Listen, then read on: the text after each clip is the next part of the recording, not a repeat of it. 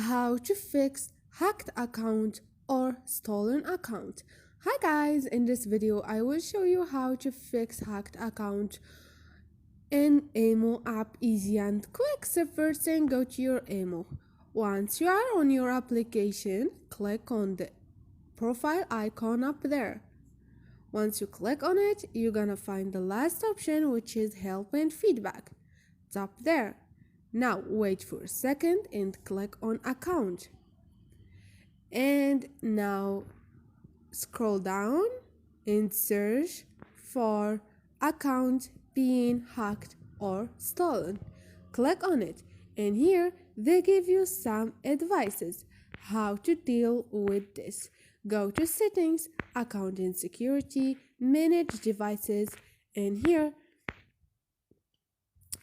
choose unwanted device and click on delete and click on OK. If this is help, click on the check icon. If it's not, click on the X icon. So this is it guys. Hope this video was helpful. Don't forget to subscribe and like.